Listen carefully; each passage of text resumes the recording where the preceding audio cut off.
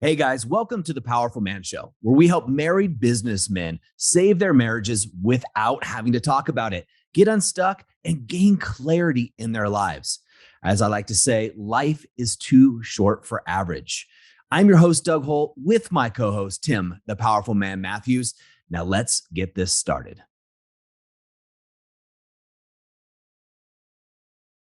Gentlemen, welcome back to another episode of the Powerful Man Show. Hope you're doing well. Tim, how you doing, brother? I'm doing well, Mr. Dougie Fresh. It's great to have you back as well. I had to do a couple of episodes on my own. So if the Apologies to listeners. yep, exactly. If the number of downloads went down for a couple of weeks, that is why. So I'm very happy and glad to have you back, as I'm sure everybody else is as well. Well, I first want to just based on that, Tim, I want to give a shout out to the men that are on this, listening to this podcast for sticking through. I mean, that's amazing for you guys to still, Luckily No, for us, there's always new people, so I will be forgiven quite quickly. I'm certain you did an amazing job, my friend. And thank you for covering for me so I could do what I needed to do. Anytime. So obviously, something that's top of mind for us right now, just in conversations, coaching conversations and trainings with the men in the movement, the masterclass that you're taking the men through, a lot of the coaching we're doing with the inner circle, is this idea of, okay, well, what is going to be the focus for 2023? You know, a lot of the guys are way ahead of the game with this, which is great.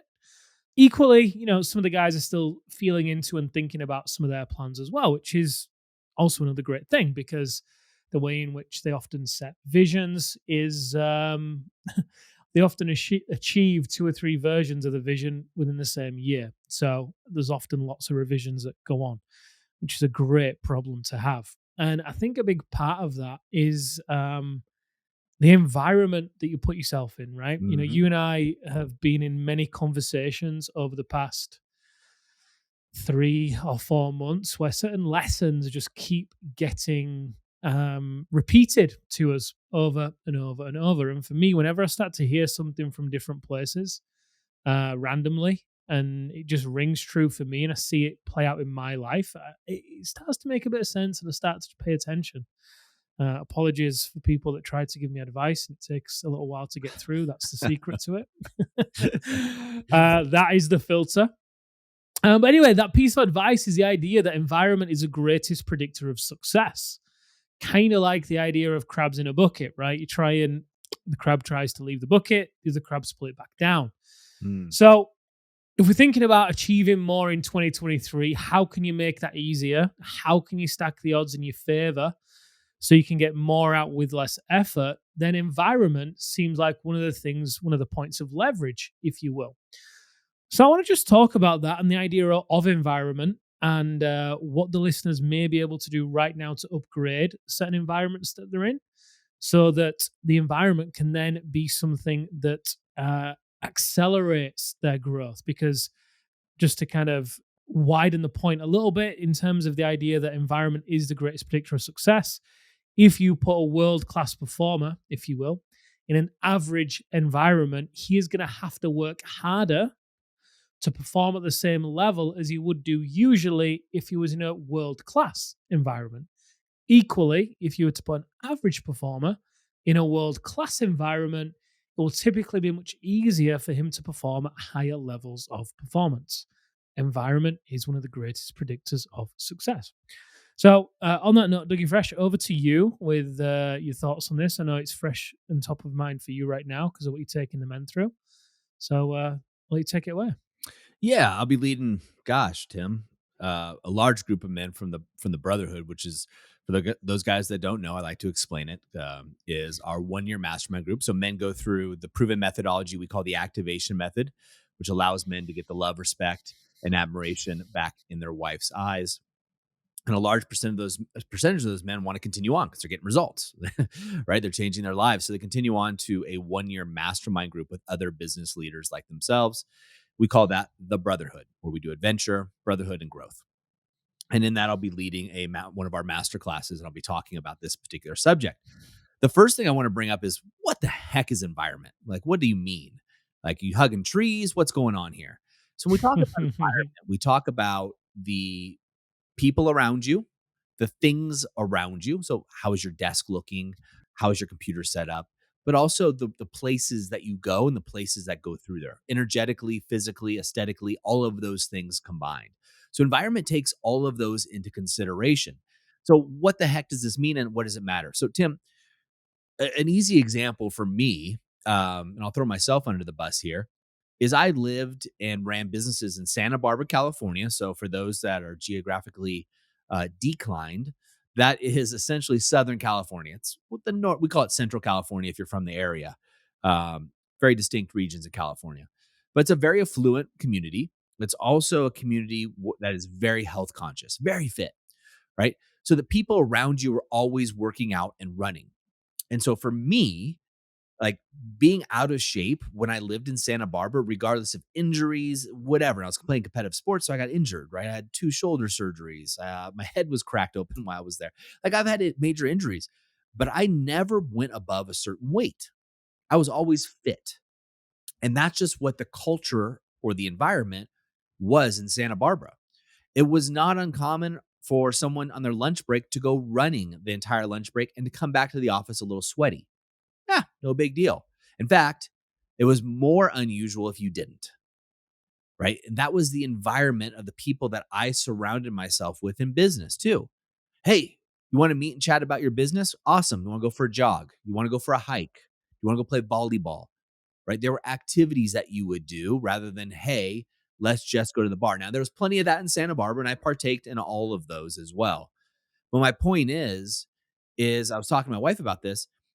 It wasn't until we moved, and when we moved, Tim, I got out of shape in a big way for the first time in my life because the environment of what I moved into, it was socially acceptable to go talk about your business and have a couple pints, and then maybe a couple more over pizza and beer, and that was the environment. So being 20 pounds heavier, no big deal. So it was this social norms. Now you switch the environment. Now this is just one example, and guys might be going, okay, well who cares? But it's the environment you put yourself in. Also, when I was in Santa Barbara, I was around a lot of very successful, affluent business people. My conversations were at a very high level in the business realm. We could be going for that jog, and I could be jogging with one of the top hedge fund runners in the United States, a person who ran one. I could be on a jog talking to somebody who had made hundreds of millions of dollars and exited their company in their 40s. Right? The level of conversation was big there, and that was what the environment was. The connections were big, the insights were big. However, when I moved and relocated to a new environment, a new town, that wasn't available to me. Now, of course, we have Zoom, we have other means of communication, and luckily for me, we have the brotherhood, right? This group of men that you can reach out to and talk to all over the world. But that's part of the environment that we want to look at when we're making considerations of what's around us. What environment are we putting ourselves in? And we can think about the environment as it relates to your goals. What do you want to get done, guys, in 2023? What is it you want to get done? Do you want to scale your business? Do you want to improve your marriage? Do you want to improve your health? If that's the case, the quickest indicator of whether you're going to get there, or the best indicator, I should say, of where you're going to get there, in my experience and opinion of doing this for over 20 years, is your environment. Yeah, so I agree. The fastest way for you to get to your results will be environment, the environments that you put yourself in. And I'm curious, let's just take a personal inventory. This is something we do with the men through the programs. So if you have the ability to pull over, then go ahead and do that. If you're listening to it driving or whatever it may be. Equally, if you want to stop this and make a note to come back to it, then go ahead and do that. But what I want you to do is I want you to take out a piece of paper. And on that piece of paper, I want you to draw 3 columns. Okay. Now, don't make these evenly spaced. You're going to make the 2 on the right a little bit narrower, and you're going to leave a lot of space, probably halfway across the page, to write some categories in here. Now, what you're going to do is in those 2 columns, you're going to write a plus sign in one of them and a minus sign in the other. And then down the left-hand side, the different categories, you're going to have physical. So your physical environment. So that could be your office space. That could be your home environment. It could be your bedroom, right? We've spoken on previous podcasts about what does your bedroom look like? What kind of environment is it? And is that environment set up to be seductive, to be sexual, right? Or a clothes all over the place and there's a TV there and you just get in bed on a night with your wife and all you do is veg out in front of the TV. Maybe that works for you, maybe it doesn't, right? So physical environment is one of them. The next one I want you to write down is your person environment, if you will. And that is the people that you are around, right? Take into account in a business context. What kind of level of conversation are you in? Think about your the friends that you're around. What level of conversation are you in there? What kind of hobbies do they want to do? We talk a lot in the movement about the ability to have clean fun, right? Kind of like what you were just mentioning there, Doug, with your friends in Santa Barbara, right? I mean, personally, it sounds like a great movie you made, but I get how Santa Barbara is effective for people as well. Um, and then also your health environment. What's the gym like that you go to, right? Is it a gym that inspires you to work out when you get there? Is it a gym that is full of people that are kind of at the level you want to be at, right? Do you have a trainer in that gym? Maybe you do, maybe you don't. So we'll just start with those three main categories of environment. And I want you to start to think about some of the things I mentioned a moment ago and categorize these, right? So the conversations with friends, is that a plus or a minus? Point being, does that charge you or drain you? And as you're going through this list, just allow your mind to expand a little bit. You've got your home, you've got your physical environment. So again, think about your office, think about your home environment, think about your car. Is your car clean? Is it dirty? Because every environment that you're in is going to reflect back to you where you are going or where you don't want to be, essentially. And categorize these all in terms of a plus, it charges you up, or a negative, it drains you out. So you've got the physical environment, you've got the environment for your health, and you've got the environment for the people you associate with. That'll be the actual people, that'll be the conversations you're in, the places that you go, all of that stuff. And once you've done this, have a look. How many things do you have in the charge side? How many things do you have on the drain side? And when I first did this, I had a hell of a lot more on the drain than on the charge. So what that showed me was that the environments I was in were draining me. It was making it harder for me to perform at the level I wanted to perform at because the environments that I was in were at a lower level than I wanted to play at, right? Over time, I was able to get rid of some of those drains essentially and add more to the charges. And I'll tell you what, as I was able to do that, things became easier. The conversations I was in became higher level, just like you were talking about, Doug. Fitness and health became something easier to do and stick to. It became a way of life versus something I did 3 days a week. The environment at home, it became easier to be the CFO. We've spoken in the past about tapping the sign when you leave the office, putting on different clothes when you finish work, if you work from home, right? All these little things are environment and triggers. They absolutely are, and they're so important, guys. When you look at, here's what I'm going to encourage you guys to do: pause this audio or video and actually do what Tim suggested. Make your columns, make your pluses and minuses, and put those in there. We'll wait for you guys. Don't worry. All right, I'm assuming you guys actually did it. So don't go through this and do what I call educational masturbation. Go from one podcast to another, making an excuse. Hey, I'm driving. Hey, I'm on the treadmill. Flag the podcast. Come back to it later, guys. I want you to do the work because I want you guys to get the results. We put out a ton of free material for you guys. There's over 600 of these podcasts so you guys can get results. Now, for a lot of you guys that are in the program, this is going to be an addendum and a continuation of stuff that we're already teaching you. So this is great. Repetition's the mother of skill, which is the mother of mastery. As you go through this, guys, and you look at this, what are those environments? Now, I've talked about it before, Tim, as you mentioned, is I have an iron sign that I got on Etsy, right? I had a custom made thing on Etsy that as I walk out my office door, I can tap it to remind me that I go from being the CEO or the leader mentality of my business to the CFO, what we call the chief fun officer, into my house, my family, with my kids. I got a 3-year-old and a 6-year-old out there waiting for daddy. They don't want to have the leader of the powerful man movement. They don't want to have this coach coming in. My wife's not looking for me to come in there and coach her or doing those things. She's looking for her man. And so it allows me, I've created the environment to remind me, to trigger me to go into those roles. And I update that environment. I have pictures that my kids draw on there and things that just make it easier for me to transition, for me to recall what my role is as I do that.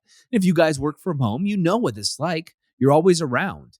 You run out of your office, which is a bedroom, a basement, or someplace in your house, or maybe it's a detached. You go into the house and you've got 10 minutes before between calls. So you're running around hectically and you're not able to enter that CFO mindset. Even though it's that short time, those micro times make such a difference. And to your point, Tim, what is it around you? So for a lot of you guys, the New Year's, what's the biggest New Year's resolution that's out there? Losing weight, getting in shape. Okay. Well, do you have alcohol sitting outside where it's just so easy at 5 p.m. or whenever it is just to make a drink or to have a beer? What about snacks?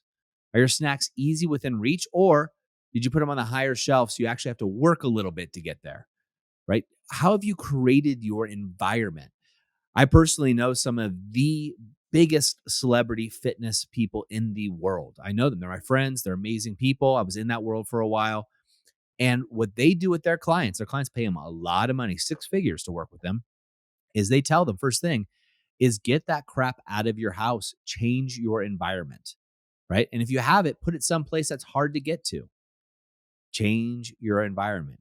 Make it easy for yourself to go on that walk. Put your your running shoes right by the door. Change the environment, right? All of these things are subtle clues that rehash a routine. And if you remember from a previous podcast, we talk about routines and that routine cycle. So what that is a trigger happens, an event, a trigger. So snapping the fingers could be a trigger, right? Then an action happens. And that action gets a reward of some sort. Sometimes these rewards seem bad, but it's a reward. Maybe it could be attention. So you got to change that trigger, which is your environment. How can you trigger yourself to get what you want? How can you look at those rewards? How can you get your environment into a place that's best for you? And look at this. Like if we believe that, I think it's Jim Rohn quote, you are the product of the 5 people you spend the most time with. Well, first of all, you're with 2 people right now, Tim and I. But who are those other 3 that you're spending time with in your environment? Who else is in your ears talking to you?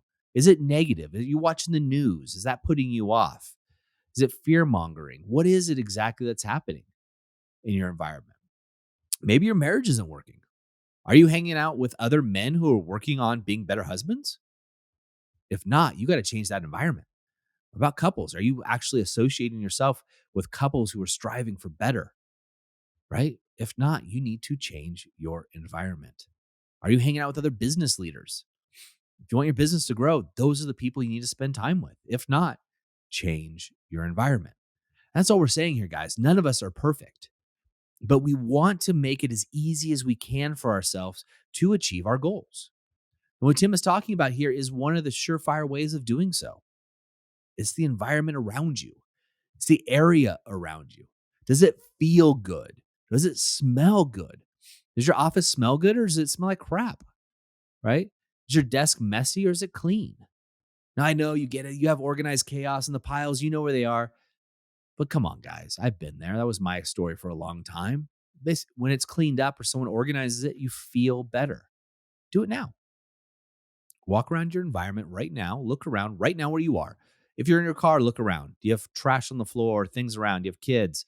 If you have kids, you got toys or trash somewhere in that car, right? Look around though. Look around what's there.